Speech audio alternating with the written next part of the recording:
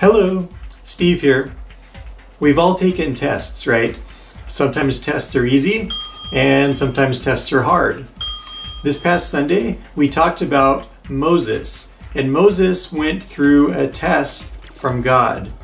I encourage you to read the passage in Exodus chapter 3 and the first part of chapter 4. We won't go through all the details, but basically the test that Moses went through is that God appeared to him in a burning bush and told Moses that God wanted him to rescue all of the slaves that were in Egypt, all of the people of Israel that were held in slavery in Egypt. And God said, I want you to rescue them. Well, Moses didn't trust God.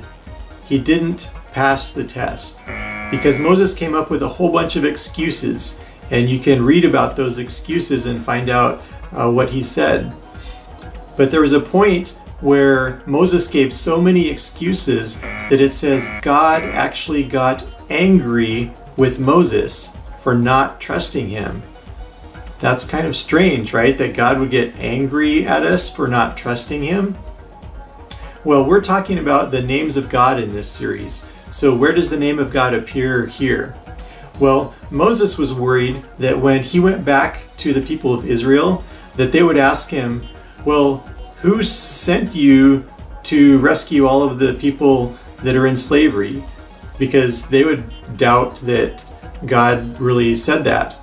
So Moses asks God and says, well, who should I tell them sent me to you?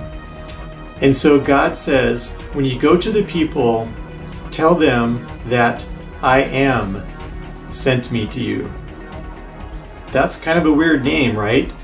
I am? That's not even a name. So what does that mean? It's saying that no matter what other people say about whether God is true or not, or we can trust him or not, that God always is, that he is there, that he will be with us, that he will help us, that God is.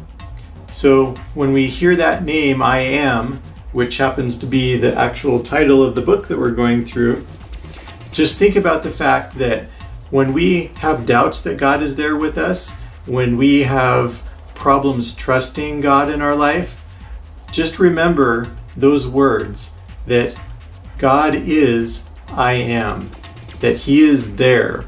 No matter what other people say, no matter what other people think, no matter how we feel, God is always there and we can trust him.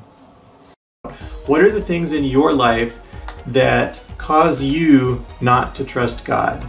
For example, one of the big things is that we can't see God, right? So it's hard for us to trust in God that we can't see with our own eyes. Just think about the things in your own life that make it difficult to trust God.